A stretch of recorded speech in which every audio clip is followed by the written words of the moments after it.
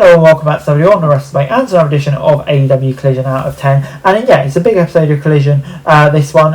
It's kind of a Fright Night lineup for Halloween. Mercedes Moné was in action, Bandido defending the ROH World title against Mascara Dorada in the main event. So yeah, a lot happening. And our first match was Konosuke Takeshita and Kazuchika Okada defeating the former Acclaim. Both teams bickered among themselves. There were a few glory hog moments and tagging oneself in. Kasta had a smart blind tag, but it backfired as Okada set up the Rainmaker on Burns. Kasta tagged in. Burns was unaware and countered for a suplex, and Kasta was up top for a flying elbow drop. However, Burns refused to get out of the way.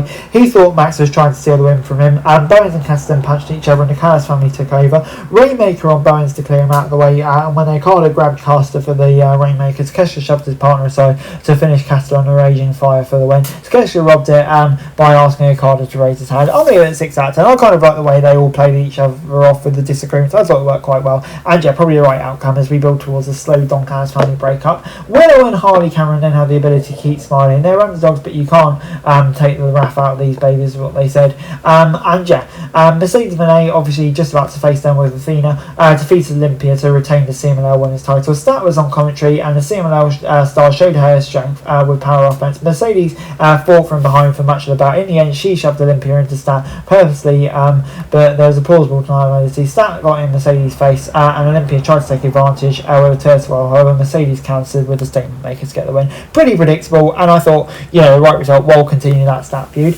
Don Callis and Tony Khan negotiated $1 million match for Full Gear. Callis had a proposal from the Bucks, killed 2 birds with one stone. Callis wants the Young Bucks to team up with Justin Alexander against Jurassic Express and Kenny Omega, and yeah, that would be a decent match. As we then got Megan Bayne and Marina Shafir defeating Nixon Null and Miranda Alice. Mox was on commentary and joined the ferocity. The newcomers took the fight to the Killers, and Bayne went with the storm. Newell and Alice played the kissy face one too many times. Bayne made them pay on a double German suplex and pinned Newell off a running Elijah bomb while Shafir choked Alice to protect the pin. Yeah, 5 out of 10. There's no kind of doubt about this one. Would have been nice to Nixon to get a bit more offense, but who knows? We'll see if that comes future.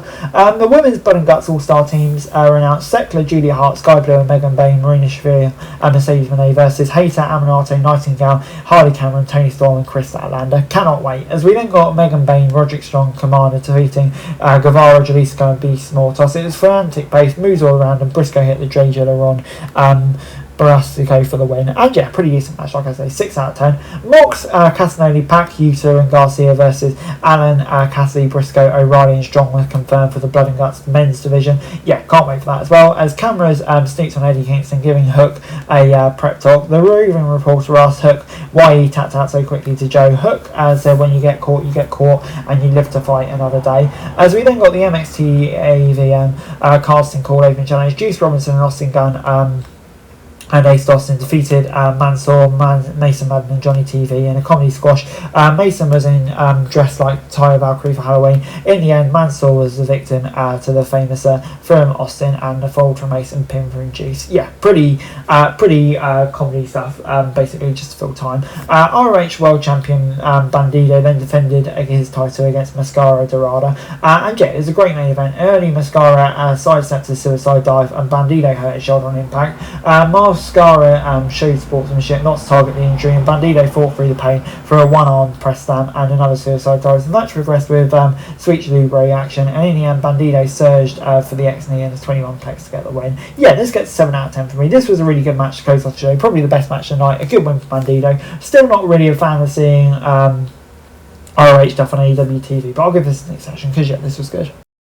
Overall, AEW Collision gets 6 out of 10 from me. Yeah, I thought a pretty solid show on the whole. Some good matches on there. I thought none better than the main event, which was really good. A few stuff that maybe didn't quite land, but I thought on the whole it was pretty decent stuff. So yeah, I'm going to give it a 6 out of 10. Right, so that's it for this video. Thanks very much for watching. Remember to like, share, subscribe. Follow us on our socials. Link in the description below for daily wrestling news, meme and content. Subscribe to our other channels on screen right now. That'd be greatly appreciated. Thanks very much for watching. Peace out.